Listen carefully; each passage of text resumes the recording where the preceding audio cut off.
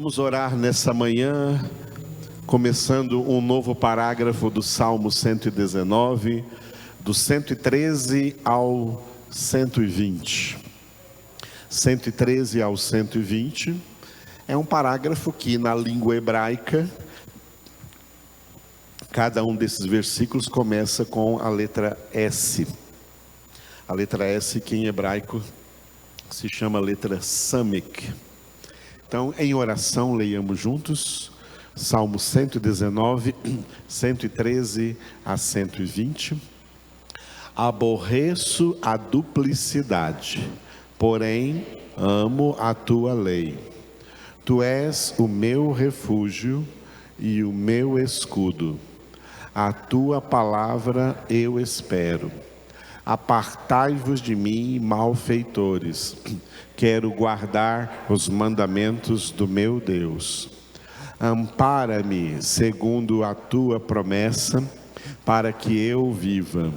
Não permitas que a minha esperança me envergonhe. Sustenta-me e serei salvo, e sempre atentarei para os teus decretos. Desprezas os que se desviam dos teus decretos, porque falsidade é a astúcia deles. Rejeitas como escória todos os ímpios da terra, por isso amo os teus testemunhos.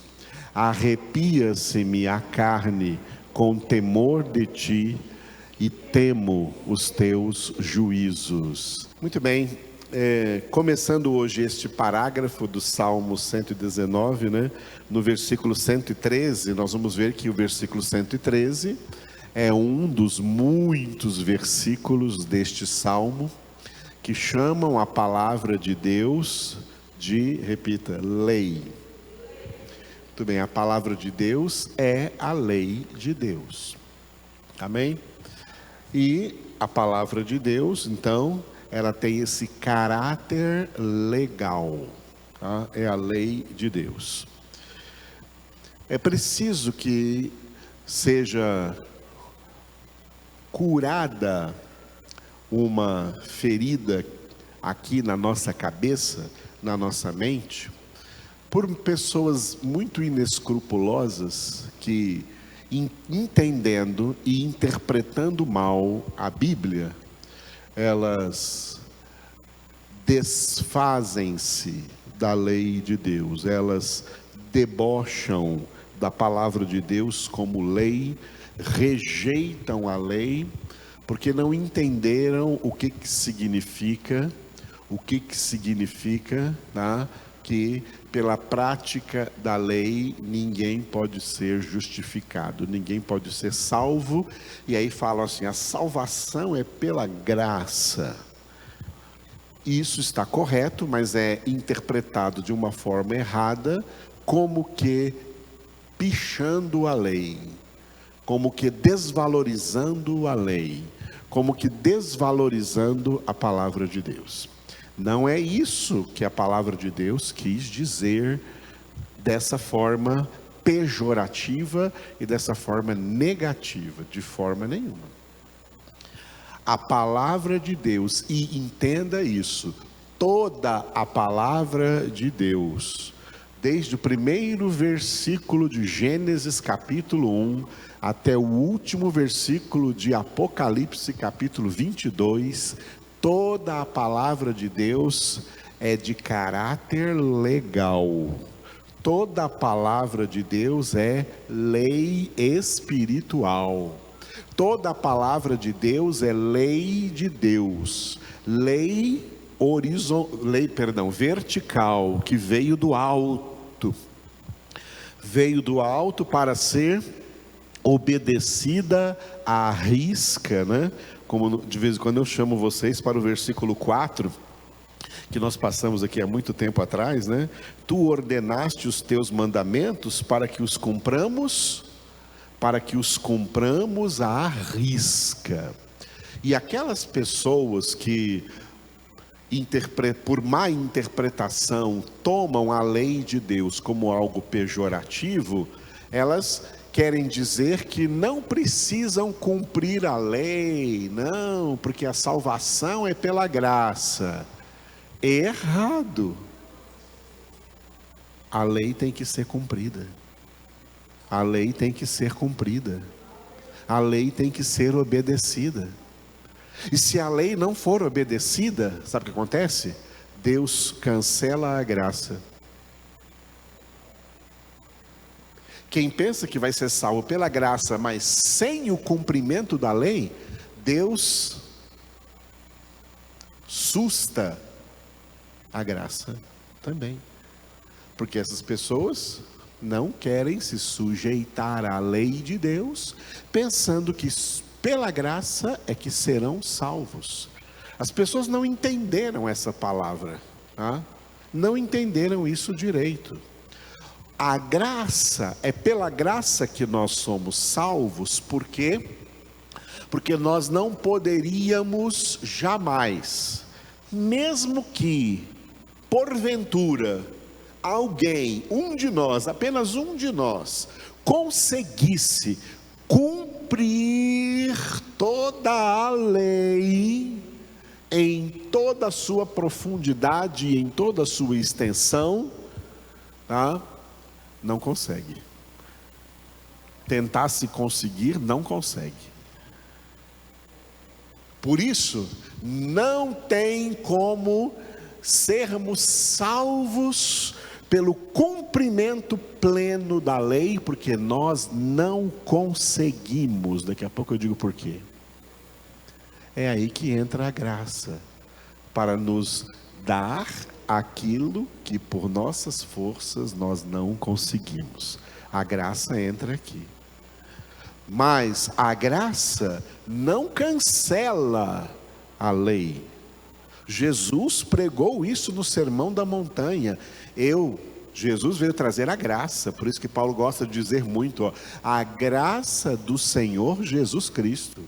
Jesus veio trazer a graça da salvação, mas ele mesmo disse, olha, não pensem que eu vim cancelar a lei. Eu não vim cancelar a lei, eu vim confirmá-la. E eu vim até colocar diante de vocês o que verdadeiramente a lei significa, tá?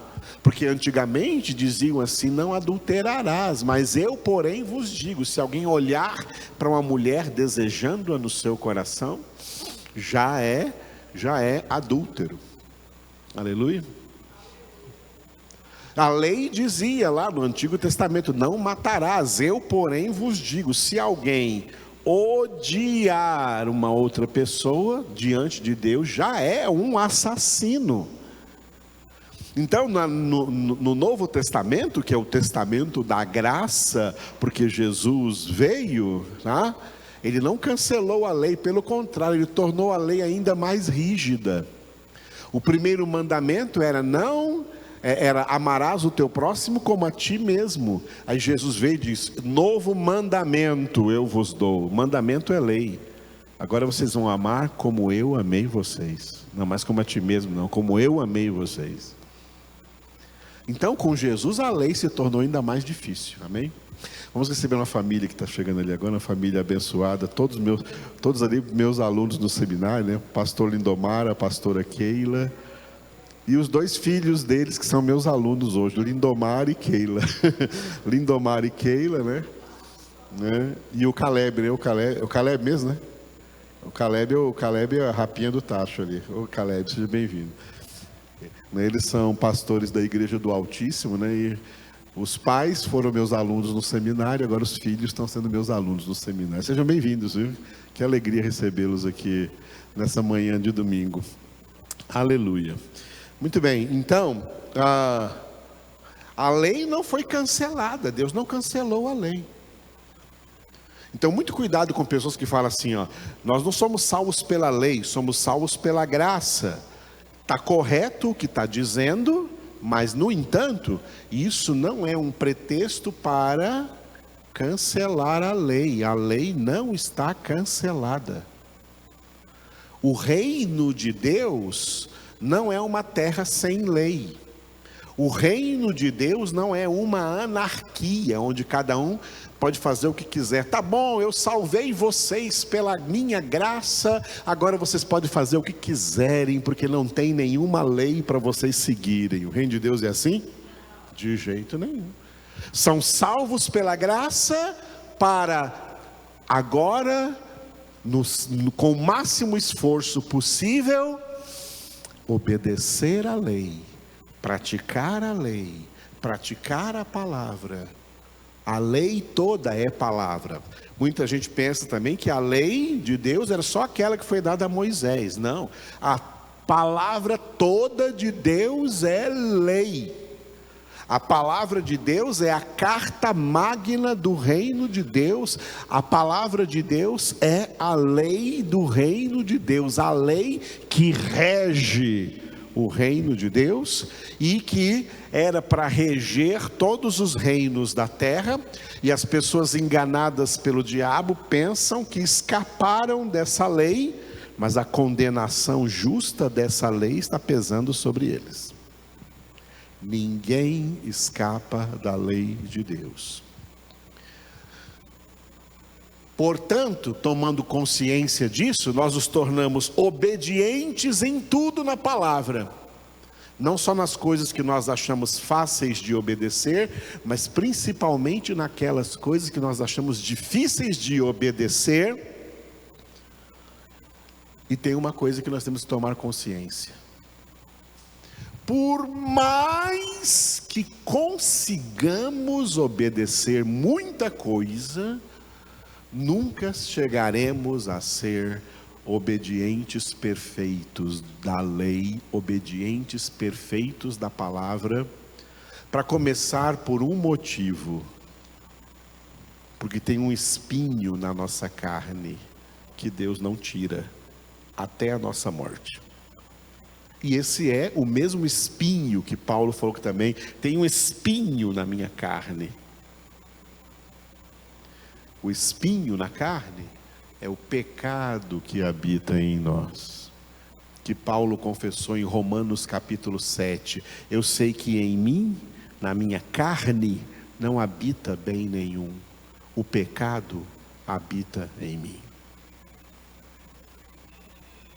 O pecado habita em nós. A presença do pecado em nós, mesmo que nós não o cometamos, ele está aí dentro nos espinhando, ele está aí dentro nos humilhando. Para quê? Para que nós lutemos contra ele até o sangue, lutemos contra ele até a morte. Hebreus capítulo 12, versículo 4. Na vossa luta contra o pecado, ainda não tendes resistido até o sangue, até a morte. Essa luta contra o pecado é a santificação citada em Hebreus capítulo 12, versículo 14. Segui a paz com todos e a santificação, sem a qual ninguém verá o Senhor. Portanto, quando Jesus condicionou a salvação à perseverança, em Mateus 24, 13, aquele que perseverar até o fim, esse será salvo. É perseverar até o fim na sua santificação. Porque se a salvação fosse assim, pela graça, e não exigisse mais nada de ninguém, seria muito fácil. Mas o apóstolo Pedro diz que a salvação é muito difícil. 1 Pedro capítulo 4, versículo 18, ele fala isso com uma pergunta retórica. Se é com dificuldade que o justo é salvo, onde vai comparecer o ímpio? Sim, o pecador. Por isso que muita gente precisa entender, tá? É exatamente a função da lei e a função da graça, que são duas funções casadas e ao mesmo tempo diferentes, mas uma não funciona sem a outra. Se tirar a lei, perde a graça. Se tirar a graça, a lei não pode salvá-lo. A lei e a graça trabalham juntas. Por isso tem muita gente que prega assim: antes foi o tempo da lei, agora é o tempo da graça. Isso está errado. Todo tempo, mal interpretado, todo tempo é tempo da lei e da graça. Naquilo que chama o tempo da lei no Antigo Testamento, se não tivesse graça, ninguém lá seria salvo. Nem Abraão, nem Isaac, nem Jacó, nem Daniel, nem Isaías, nem Jeremias, nem Elias seria arrebatado. Ninguém seria salvo se não tivesse graça. Então a graça estava lá agindo junto com a lei. E agora dizem que é o tempo da graça, não é anarquia, não é graça sem lei. A graça traz salvação e leva esses salvos a obedecerem à lei, mesmo que não consigam obedecê-la na sua totalidade, na sua profundidade, por causa da presença ainda do pecado e das más inclinações, das concupiscências em nossa alma, que devem estar presentes, mas crucificadas. Gálatas 5:24, os que são de Cristo Jesus crucificaram a carne com suas paixões e concupiscências. Essa é a cruz do Mateus 16:24. Se alguém quer me seguir, negue a si mesmo, tome a sua cruz e siga-me. Glória a Deus. Então, diga isso aqui, a lei está valendo. A graça não cancelou a lei, não, amados.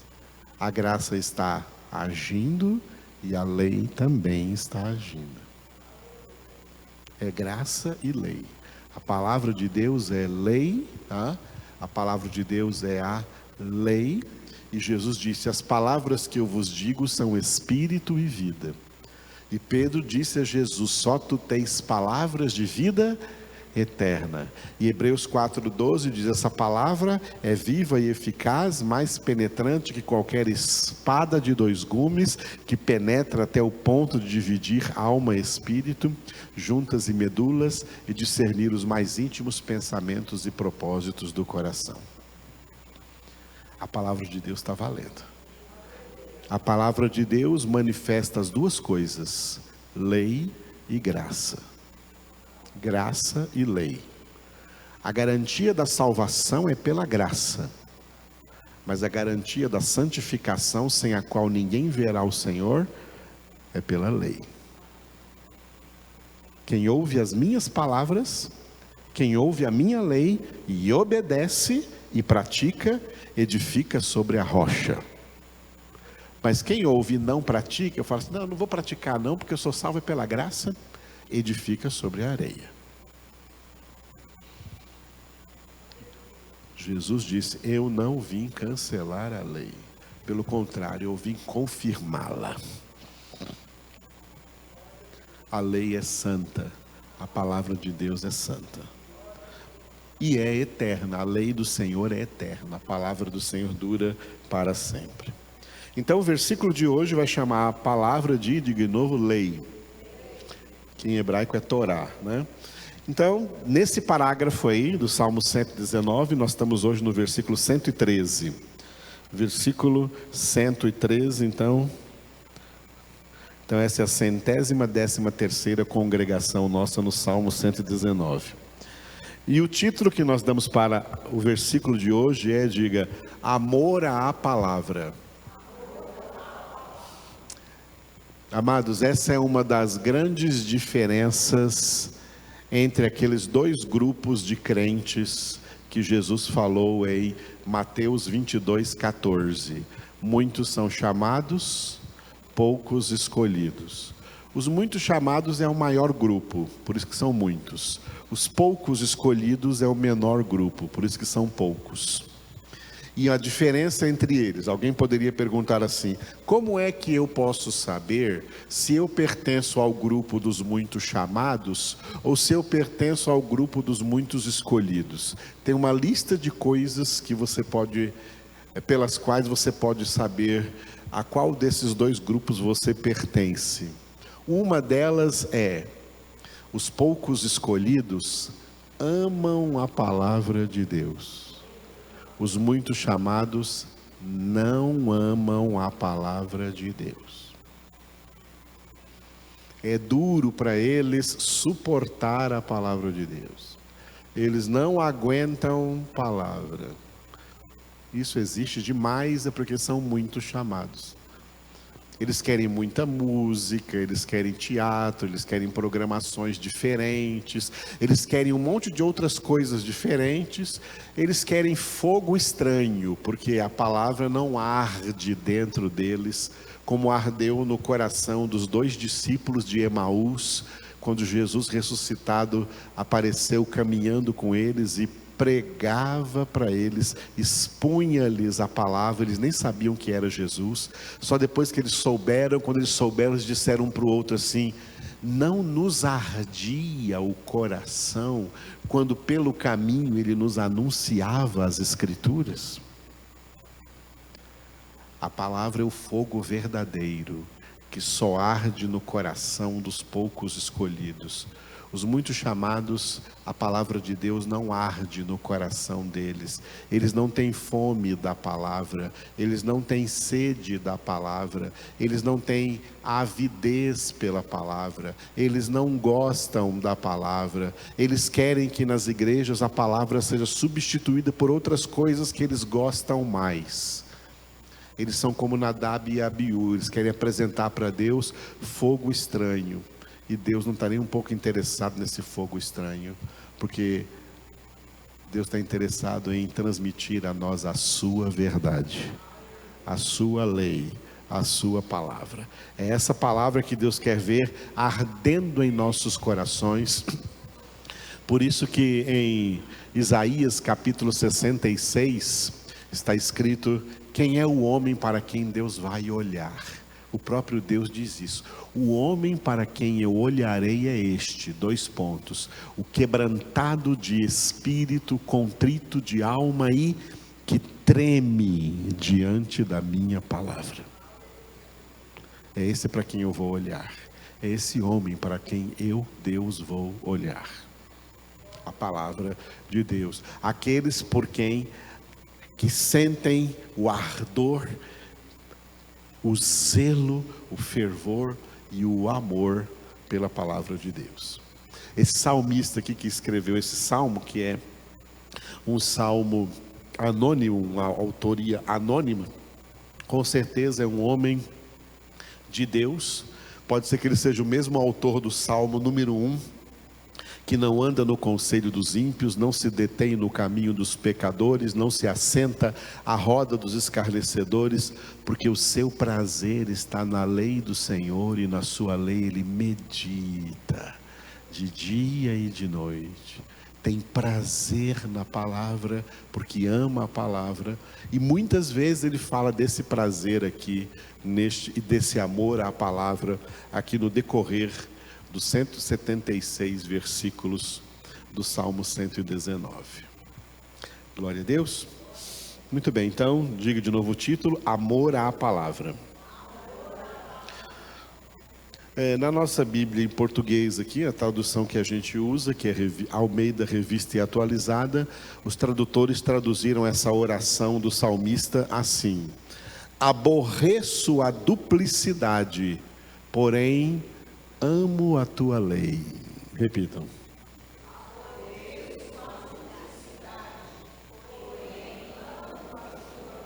Muito bem. Muitas vezes nas nossas traduções aparece o verbo aborrecer, né? O verbo aborrecer, porque os tradutores acharam o verbo odiar muito forte. Aí eles mudaram para aborrecer. Só fiquei aborrecido.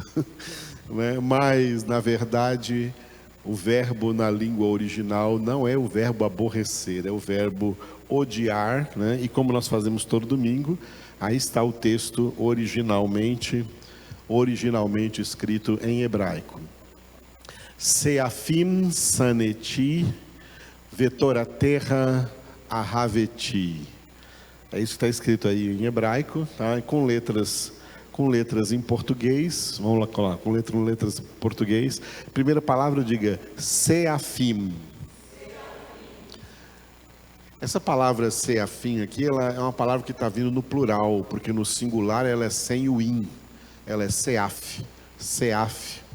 Mas ela foi colocada, ela foi escrita aí no plural, Seafim, porque se refere a pessoas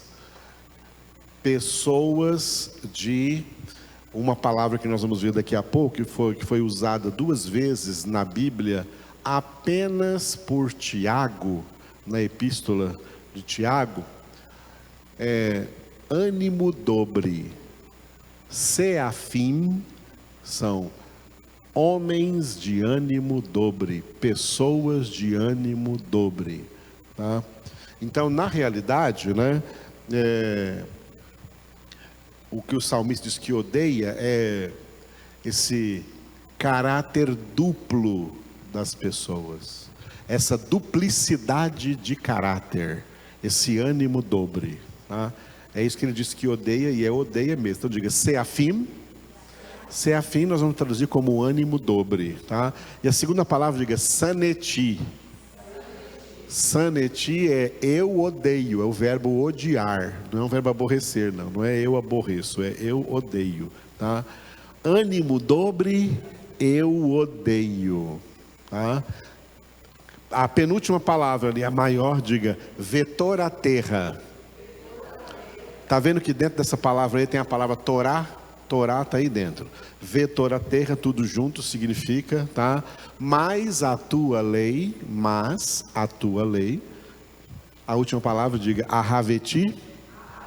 Ahaveti é o verbo amar, eu amo, mas a tua lei eu amo. O ânimo dobre, eu odeio, mas a tua lei eu amo. Então, a melhor tradução em português seria essa daí que vocês estão vendo agora aí, ó. Eu odeio o ânimo dobre, mas eu amo a tua lei. Repitam.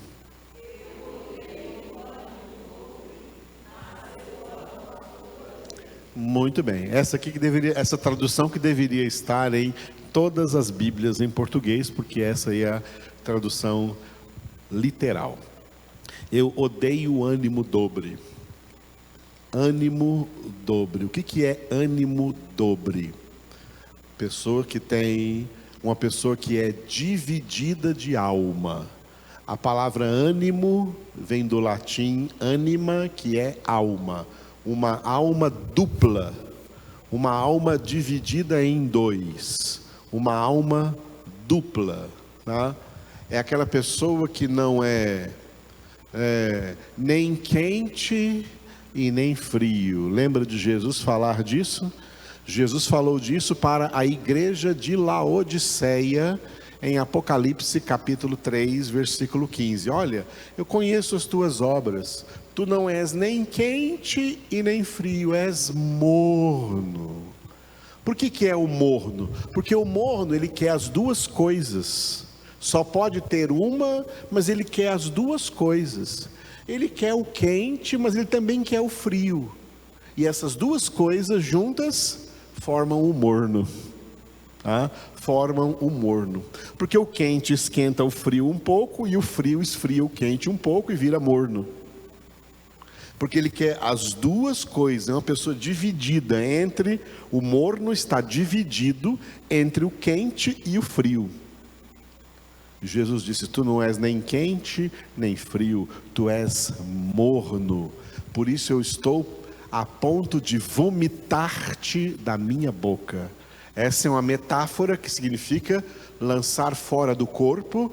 É Jesus dizendo o seguinte, tá? O salmista aqui é a boca de Jesus dizendo. A inspiração no salmista aqui é o próprio Jesus dizendo. É Jesus quem odeia o ânimo dobre. É Jesus que não quer gente morna fazendo parte do seu corpo, fazendo parte da sua igreja. Gente morna, eu vomito, eu lanço fora do meu corpo é a minha igreja, e eu não quero essa pessoa na minha igreja. Eu não quero essa pessoa na minha igreja. Está pensando que Jesus quer todo mundo na igreja? Jesus não quer a maioria do mundo na igreja. Jesus só quer no seu corpo quem é quente. Frio não presta e morno ainda menos. Porque o morno é aquele de ânimo dobre. O frio é o que não conhece Deus, não é convertido. Mas o morno é aquele que conheceu, mas não deu a Deus, não deu a Jesus o valor que ele tem, porque ainda ficou valorizando o mundo. Aí quer ter os dois, quer ter Deus e quer ter o mundo. Ânimo dobre. Quer ter Deus e quer ter o mundo. Tá? Não dá para ter os dois. Quem quiser o mundo, perde Deus. E quem quiser Deus, perde o mundo. Não dá para ter os dois. 1 João 2, do 15 ao 17. Não ameis o mundo e nem as coisas que há no mundo, porque se alguém amar o mundo, o amor do Pai não está nele. Se o amor do Pai não está nele, o que está nele? É a ira do Pai. São filhos da ira. Efésios 2, versículo 3, são filhos da ira e não filhos do amor. João 3, 36, todo mundo só conhece o 16, mas eu quero apresentar para você o 36. Quem é rebelde contra o Filho que Deus deu por amor, lá em João 3,16, quem é rebelde contra o Filho que permanece sobre ele, é a ira de Deus e não o amor de Deus. É a ira de Deus que permanece sobre ele. Então, tá? Tudo que há no mundo, por que não está nele o amor do Pai? Continuando em 1 João 2, porque tudo, olha, generalização, tudo o que há no mundo é a concupiscência da carne, a concupiscência dos olhos e a soberba da vida. Ora, o mundo passa, bem como a sua concupiscência, mas o que faz a vontade de Deus permanece eternamente. E qual é a vontade de Deus? 1 Tessalonicenses 4:3. Esta é a vontade de Deus, 2 pontos. A vossa santificação. Sem a qual? Ninguém verá o Senhor. E santificação significa separação. Separar-se do mundo e das coisas do mundo. Viver no mundo sem se contaminar com ele. Viver no mundo de acordo com a palavra de Deus. Viver no mundo, mas andando pelo caminho novo e vivo, caminho que Deus abriu em Cristo Jesus, assim como abriu o Mar Vermelho e o povo de Deus passou a pé enxuto. Esse caminho é Jesus. E não se desvia nem para a direita nem para a esquerda, porque só tem água. Por isso 1000 caiam ao teu lado, 10.000 à tua direita, tu não serás atingido se ficar no caminho. Se estiver no caminho, e por isso Deus disse para Josué, tão somente seja forte e corajoso, para não te desviares, nem para a direita, nem para a esquerda, de nenhuma das palavras deste livro da lei. Percorrer esse caminho, Hebreus 12, 1 e 2, percorrei a carreira que vos está proposta, olhando firmemente para Jesus, autor e consumador da fé. Aleluia. Deus não gosta de pessoas, já ouviram essa palavra? Claudicantes, pessoas que ficam indecisas, né? Meio lá, meio cá, não sei se vou aqui ou vou ali. É ânimo, pessoas de ânimo dobre. Apesar de só Tiago falar isso, já vamos ver, né? Mas Elias falou isso para o povo de Israel, quando ele desafiou os profetas de Baal sobre a montanha. Antes do desafio, ele chamou o povo de Israel e falou assim para eles: até quando cocheareis entre dois pensamentos? Se lembram disso? Até quando cocheareis entre dois pensamentos? Se para vocês Baal é Deus, então sigam Baal. Mas se para vocês, né, Jeová é Deus, então siga Jeová. Mas não fica entre os dois, porque não dá para ter os dois. Não dá para adorar a Deus e a demônios. Ninguém pode ter dois senhores. Até quando cocheareis entre dois pensamentos? Elias estava muito bravo aquele dia, por isso morreu um monte de gente aquele dia. Caiu fogo do céu. Porque ele viu homens de ânimo dobre.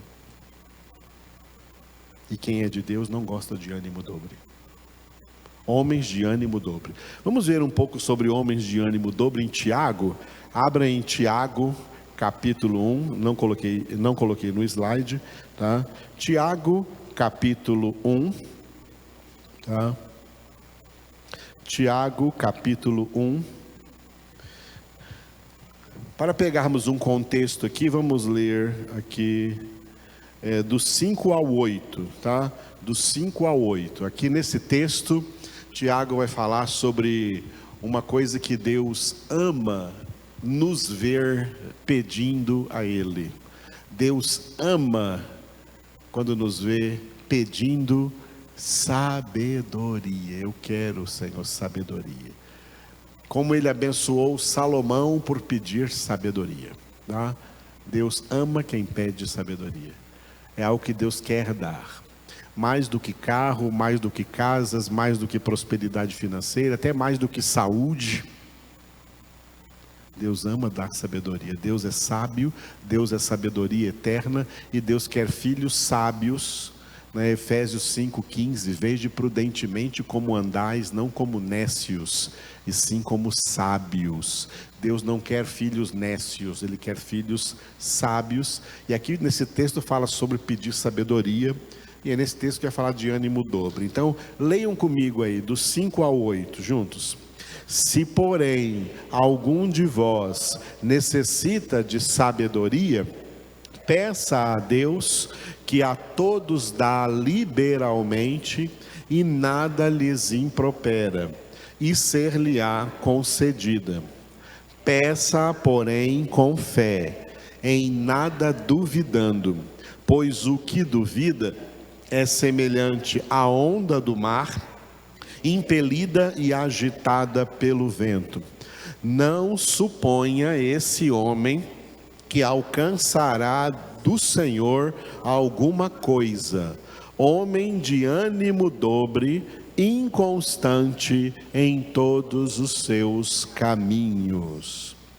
Homem de ânimo dobre é homem inconstante, que não tem constância. Homem de ânimo dobre é um homem instável e não estável. O instável é o que está edificando a sua vida sobre a areia. O estável é o que está edificando a sua vida sobre a rocha, sobre a palavra. As portas do inferno não prevalecerão contra ele. Mas o homem de ânimo dobre é inconstante, é instável. Outra palavra estranha é pusilânime, levado por impulso emocional, é o homem pusilânime, tá? Hoje em dia tem muito culto emocional nas igrejas, não mais o culto de Romanos 12:1, culto racional, mas é muito culto emocional, para as pessoas se emocionarem, para as pessoas se comoverem, para as pessoas sentirem e não pensarem. Isso forma gente de ânimo dobre, porque os sentimentos são volúveis, os sentimentos são inconstantes, sentimentos vão e vêm, A palavra que na mente permanece. A palavra é o elemento que renova a mente. Romanos 12:2, né? Não vos conformeis com este século, mas sede transformados mediante a renovação da vossa mente, para que experimenteis qual é a boa, perfeita e agradável vontade de Deus, que já vimos hoje é a nossa santificação. Experimentamos a santificação pela renovação da mente. Por isso o culto é racional, porque o culto é o lugar de aprender palavra. Aprender palavra. Eu falo para os alunos do seminário que o seminário não era para existir. Seminário só existe porque as igrejas não cumprem o seu papel. O seminário é para ser nas igrejas. Era para ser nos cultos. O culto é o lugar de aprender a palavra. Aprender a palavra. Aprender a palavra. Jesus disse: fazei discípulos, ensinando-os a guardar tudo quanto eu vos tenho ordenado. Ensinando a eles a palavra. Não é ensinando a cantar, ensinando a eles a palavra, a viver a palavra, a conhecer a palavra e a viver a palavra.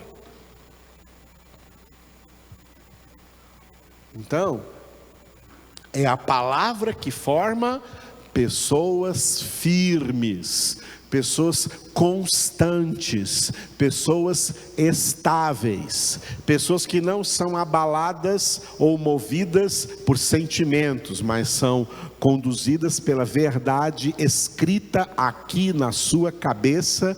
Esse é o ministério do Espírito Santo. O ministério do Espírito Santo não é só falar em línguas, ou profetizar, ou curar, ou fazer milagres. O ministério do Espírito Santo é escrever, imprimir a palavra de Deus aqui na nossa mente. 2 Coríntios 3:3, para que sejamos cartas vivas de Cristo, escritas não com tinta, mas pelo Espírito do Deus vivente, não em tábuas de pedra, mas em tábuas de carne, isto é, nos corações, ou seja, na alma, ou seja, na mente.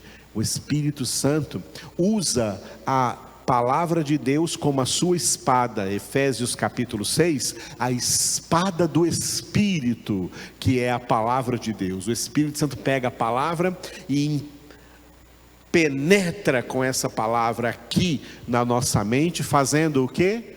Fazendo o que está escrito em 2 Coríntios 10, 4 e 5. Tá? As armas da nossa milícia, as doutrinas bíblicas, não são carnais, são poderosas em Deus para destruir fortalezas, anulando nós sofismas e toda altivez que se levanta contra o conhecimento de Deus, e levando cativo todo pensamento à obediência de Cristo. É por isso que Jesus chamou o Espírito Santo de Espírito da Verdade. Jesus é a verdade, a palavra é a verdade. E João 16:13, Jesus disse: o Espírito da Verdade vos guiará a toda a verdade. Esse é o ministério do Espírito Santo, tá? Quem fica só com as línguas só vira um linguarudo, nada mais. Mas não vira uma pessoa sábia que realmente aprendeu a palavra de Deus, tá? Muita coisa do pentecostalismo parou em Atos 4. Ficaram todos cheios do Espírito Santo e começaram a falar em outras línguas. Mas não chegaram no versículo 42 até hoje. Perseveravam eles na doutrina, no ensinamento dos apóstolos.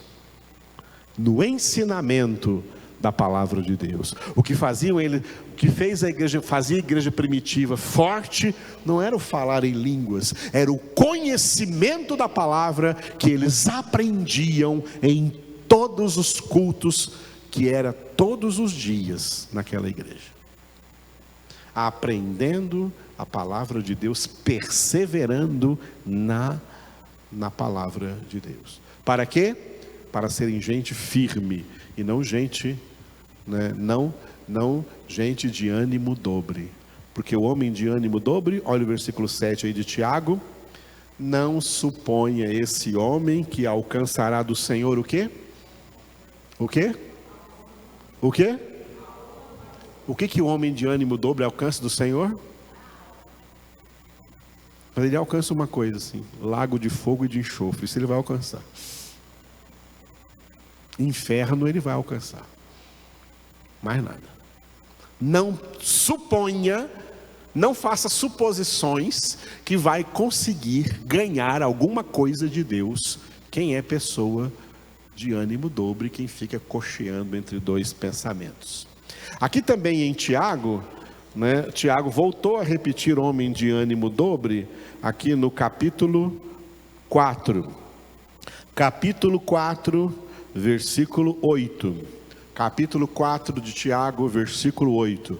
Chegai-vos a Deus, e Ele se chegará a vós outros. Purificai as mãos, pecadores, e vós que sois de ânimo dobre, limpai o coração. Leiam vocês.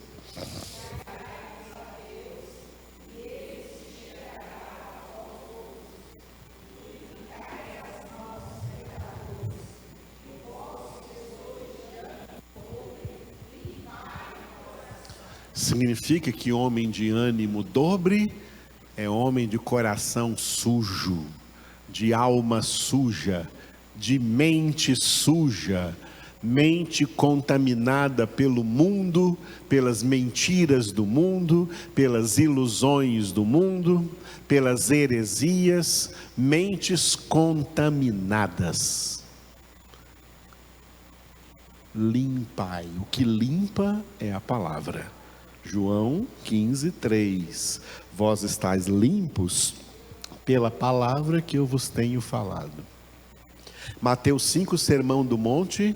Benditos os limpos, ou puros de coração, porque verão a Deus. Sujos de coração, não adianta. Homens de ânimo dobre, são pessoas de ânimo dobre, são pessoas meio lá, meio cá, são pessoas indecisas. Para Deus não presta, para Deus não serve. É sinal de que não ama a Deus coisa nenhuma, não ama a palavra coisa nenhuma. Quem ama a palavra de Deus, odeia a duplicidade. Não quer nunca ser homem de ânimo dobre, quer ser pessoa autenticamente de Deus, totalmente de Deus. Essa é a hermenêutica deste versículo 113 de hoje.